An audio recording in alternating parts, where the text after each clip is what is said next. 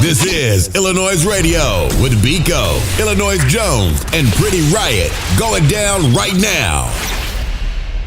Can I call? I'm gonna call a legend. People are legends. Look, I'm not dead. But you ain't but you've been doing it for a minute, a nice long time. Go ahead, preach. You've been out. My knowledge goes from back of you to like Kanye West. Mm-hmm. Yeah. See, a lot of people don't know that. No. So, but I do. I did my homework. Mm-hmm. I used to intern for J.R. Bain. And that's how I came across this queen right here. Yes, sir. The queen of PR. Yes, sir. The most hottest chick in the game. Hilarious. Yes. I want to say, y'all, we got Miss Bree from Swank PR in the building. Y'all, man.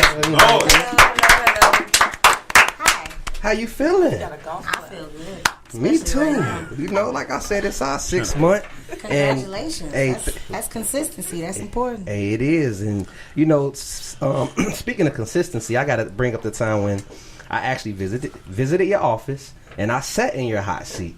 And, that's what you call it, the hot seat? Yeah, I call it the hot seat. Why? I never been to the office. It's not the hot seat. It's just, you know, she like to, it's a meeting. She just like to see what type of artist she's working with before she works with them. Okay. You feel me? So that's why I call it the hot seat. It's like an interview. Okay. You feel me?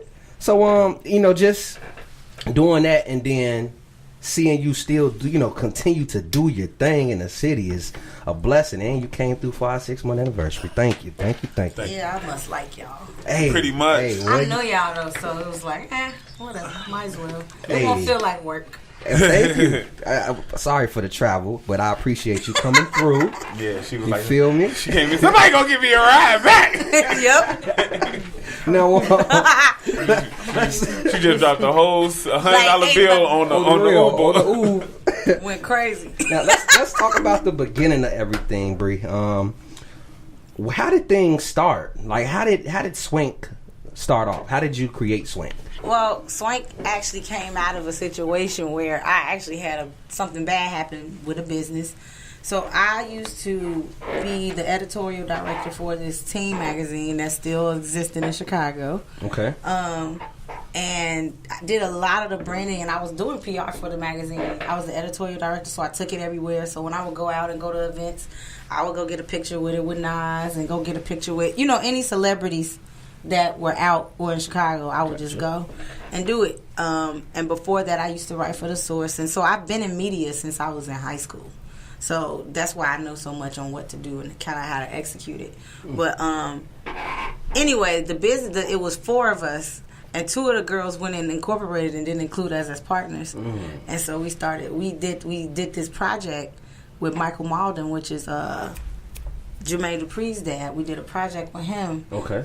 For the Scream tour, and we had it was like a independent publishing company.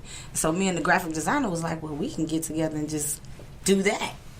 And we don't need them. We can just go design and do editorial for like catalogs and for like Scream Star and shit like that. Oh, excuse me, and stuff like that.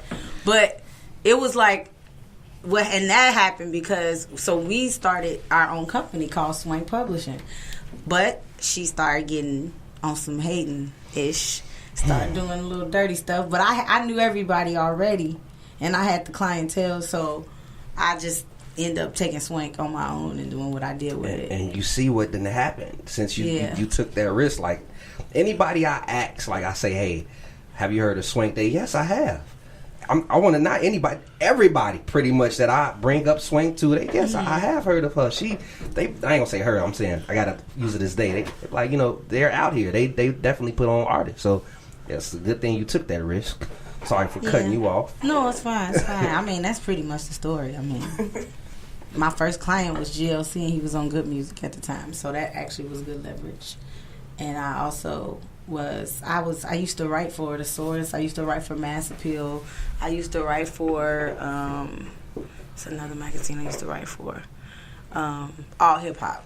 Okay. So, and I worked at Vibe. So like before I even got into PR, I was already in the industry, but I was a journalist at the time. So what made me switch over from being a journalist to PR was I pretty much I had did a story for The Source. And I got my check and it bounced. And I was like, whoa. The heck? I'm like, they sending out bounce checks from the hell? This was like still Dave Mays and Benzino days. So this ain't new source. This ain't the new. This is the real source. Right. This is when the source was the with the 5 mics matter. Yes, I wrote for the source when it mattered. Got you. But I was like, oh, I can't be living like this. And this was the turnaround of the internet from the print to the internet. So this is when the internet started popping. Right. And magazines were just losing money. And my degree was in magazine journalism, so I knew what to do. I knew how to, maneuver. I knew how to deal with publicists because I had been dealing with them for the last 5 years at least, because I was on the journalism side. So I knew how to pitch.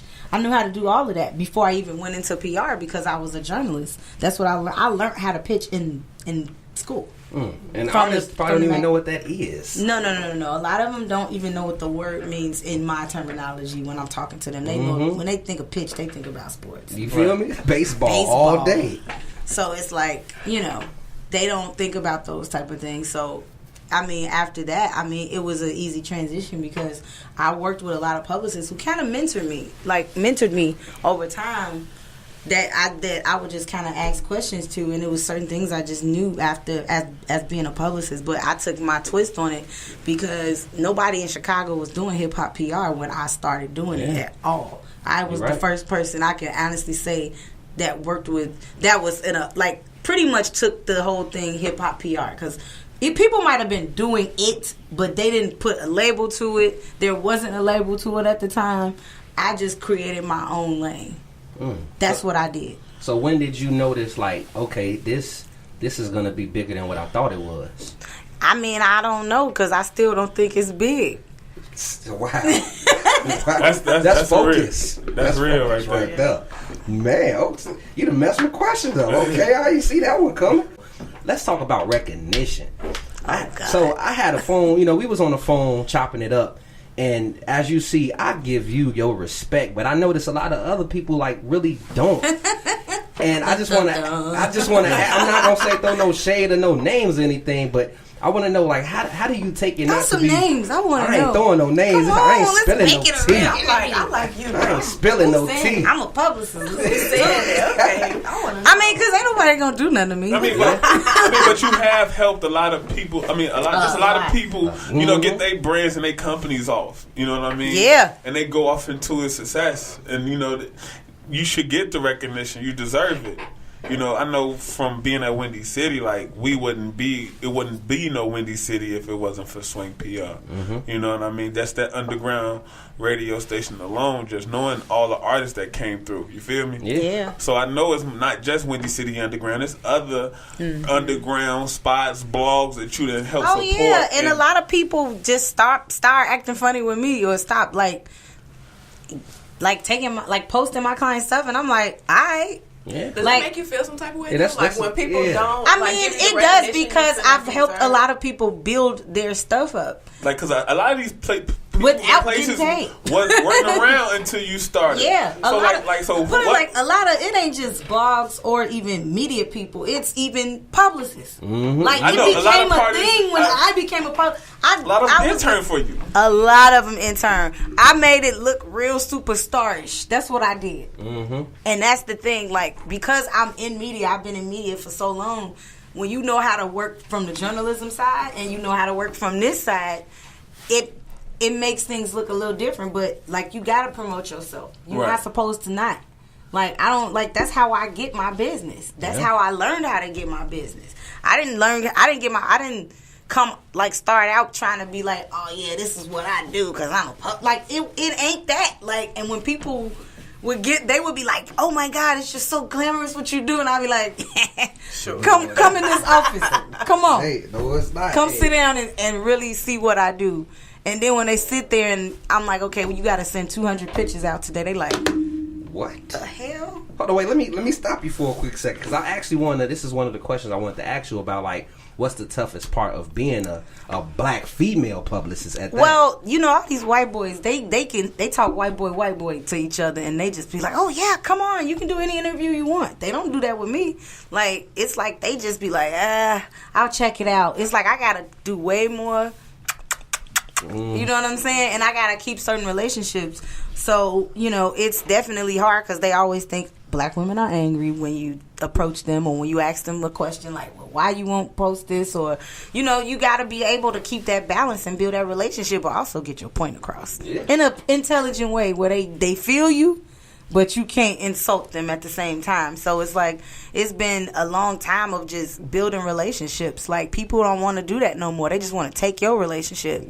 Like, and that be the problem. Like, people don't want to, like, I got 20-year relationships with people. Like, this before this internet. Like, I've been out here for a very long time. Like, and the difference between me and other people is that I rode with the tech wave.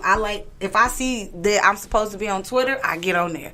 Like, I try to get on things just like I listen to young people like that work with me, my brothers. Like, if I was like one of them old people stuck in boom bap days, I wouldn't have made it. And that's the thing. It's like, you gotta still be able to like evolve within yourself. Like, I ain't trying to be no young chick out here. Like, it's a lot of women my age that are older that's doing PR just to like they're not even doing it to make money and to be a business person. They doing it for the wrong reasons, and they do young, they just do young stuff and catty stuff. They get into it for the pictures. Yeah, for like the celebrity part, and it's like, nah, That's not really what that is. I'm over it. Like, if you not like literally legit the thing I learned about being in business and in media specifically, your integrity is everything. Fact. And if you're known for being the person that says you're gonna do something and you don't do it, it really rubs people the wrong way. And it doesn't matter. Like, people can say so many things about me, but they can't say I'm a liar, and they can't say I ain't never came through on my word. And that's all I care about. Oh, you can think I got a bad attitude. You can call me a whatever, a BI, whatever you want to call me. But most of the time, if I'm at that point, it's because I know what's on the other side of the results, or I know what to do, or I know what to expect from you as a person, depending on if I've gotten that far with you. Yeah. But other than that, I'm chilling.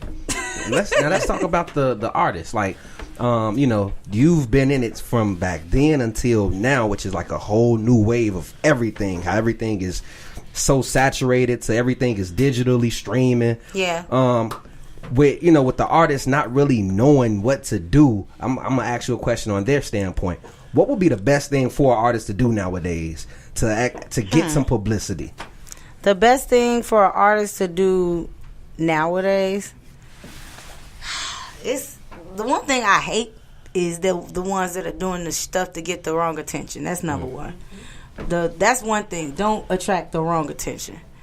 I would say really building who you are as an artist is the first thing, because a lot of artists come out, they be one way when they come out, and then they end up a whole different type of artist. Like, you got to know who you are before you even come out. Say you want all of these things. You got to know your brand. You got to have things really sold up with you as, like, you got to be comfortable with whatever you're going to put out. You got to be comfortable with how you look. All of that is important. That's the first thing. So it's artists that you see, like, next year they one way, and the year after that they a whole different way. Like, these white kids that's getting tattoos on their face now, you see them 2 years ago, they wasn't like that. They wasn't like that. Tell you know them. What I'm saying? Tell people. So it's like people don't even know their identity no more. That's first and foremost. So know that before you even start spending money on yourself, because it take a while for people to find their sound. It take a while for people to find out how they want to present themselves. You have to really think about that. Then the next thing is everything you put out got to be quality. It can't be no BS. Do y'all hear that? I'm sorry. I hope they listen. Quality over quantity. Quality is always better, just because people do not, like, if it's bad, we can't even look at it. It's not gonna matter. It's not. You're going to be like, it sound good, sort of, but could it sound better? Yes, it could. You can tell when something isn't mixed or mastered. You can tell when somebody just got the beat is louder than the lyrics. Like, there's tons of things. learn how to record, learn how to master your sound, learn how to, just put out the correct type of songs, know about publishing, know about all of these things. And then you come to somebody like me.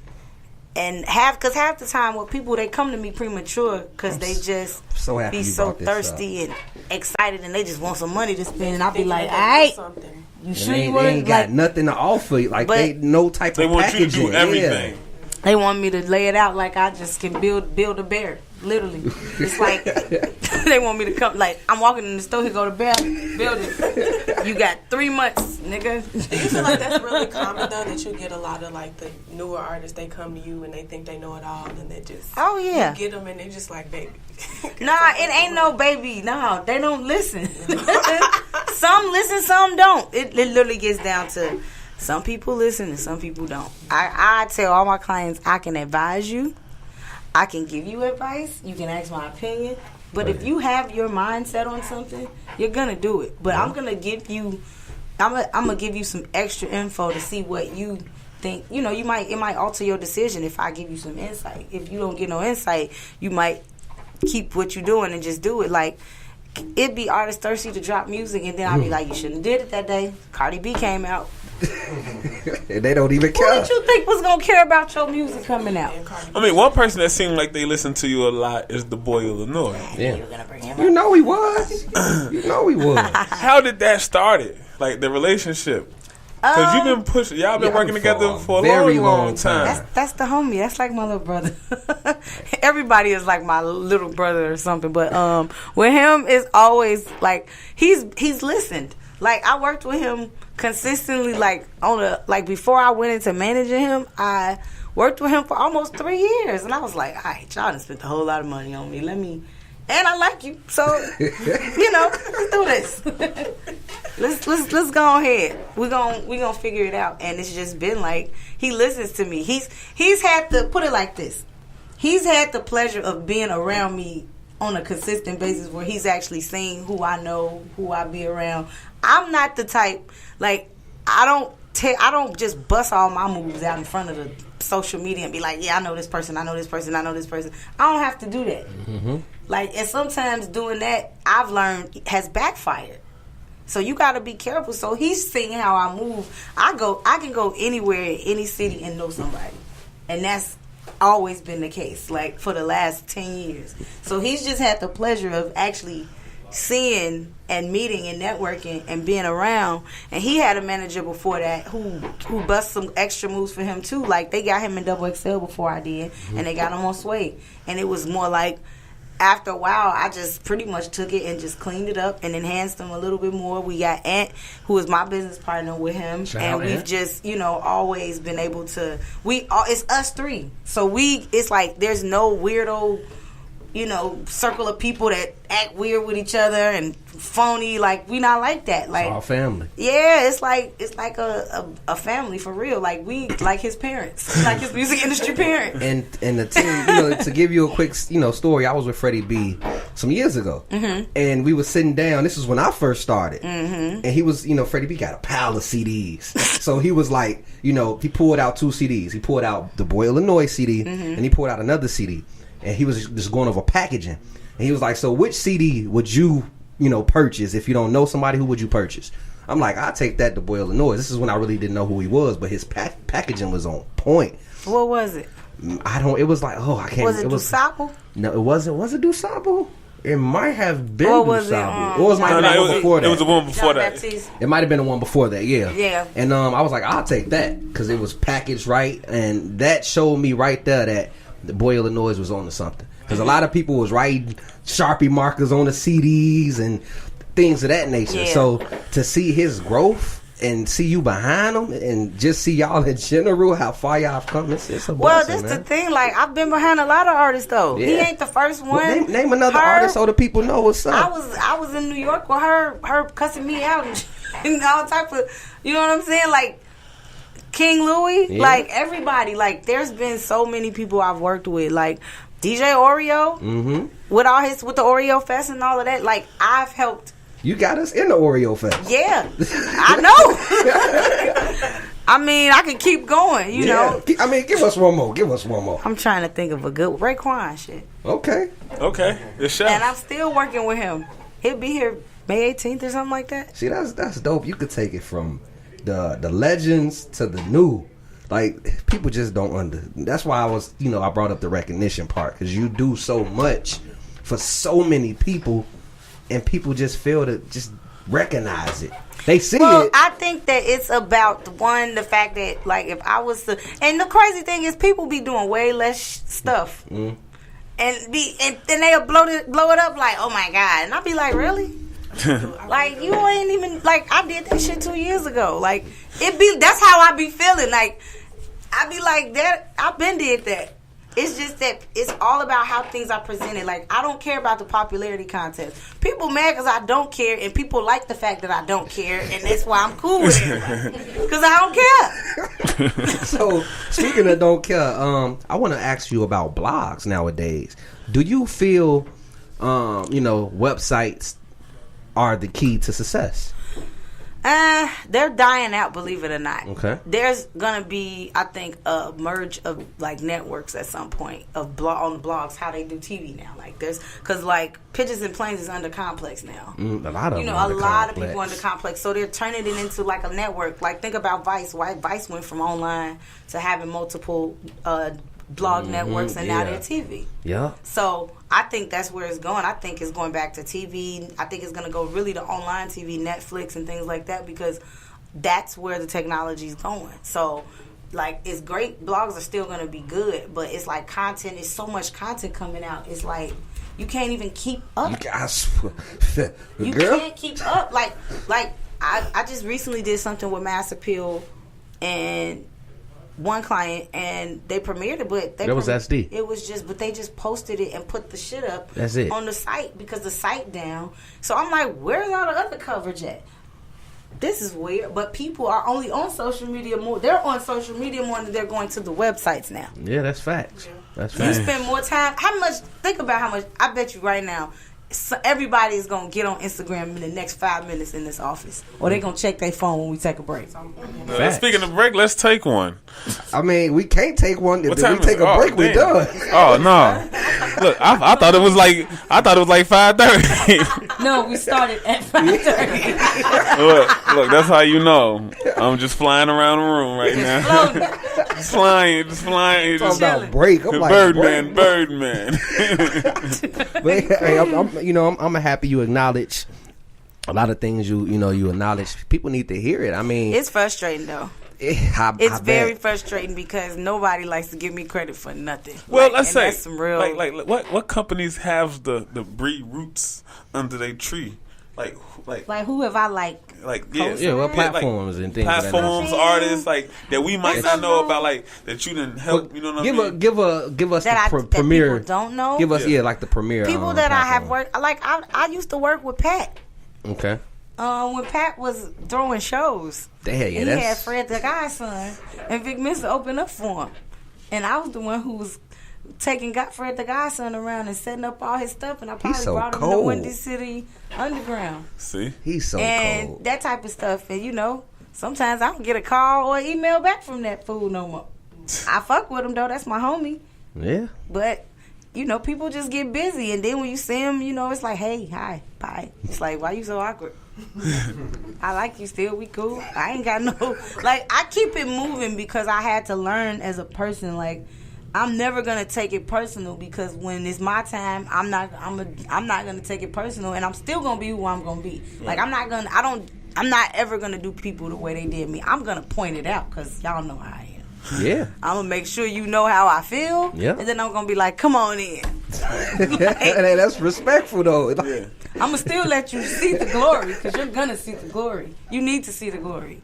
But people just be mad because I be doing it by myself. But I be asking for help. I'm not one of them people that's I believe in teamwork. I believe in building, and people, man. Sometimes people just be scared you're gonna outshine them. I don't know. I mean, I'm not. You saying the right things. I'm not saying I disagree. Saying a lot of people, and some people just be mad that you work that hard. Like I've had people be like, "Well, how she get stuff for free?" And I'll be like, "Look, That's my don't mess up my connect. You feel me? Because you mad. But you can be if you my friend, you can get it for free. But now you want to fight me. But not fight, but give me smoke or whatever. But envy you. Yeah, it's just crazy. I don't know, but I feel like, when you put good things out there, they come back no matter what. So all I do is walk around dropping seeds. You dropped a lot. You dropped a lot. That's my theory. Dropping out seeds, don't burn bridges. And eventually, it's gonna come back, but it ain't gonna come back the way you want it to. Okay, it's not. Before we end this show, I want to ask you to, let those upcoming entrepreneurs and artists, give them some motivation to spark them through their hard times to possibly get them to your level. I mean, the biggest thing I would say is that when you love to do something, you're gonna do it for free anyway. That's number one. Number two, you do what you got to do to survive. And then, work on your craft, work on whatever you're doing and perfect it, study it. I never stop learning. I always am looking something up. I'm always trying to, stay on top of things as far as what's the trends in my business, what's the trends in social media, how do I build these relationships even more. So, like, for me, it's always been, like, never stop learning, never stop networking, because you just never know where that break is going to come from, or that credibility or success. You just don't know. And you just got to, patience is definitely a big one.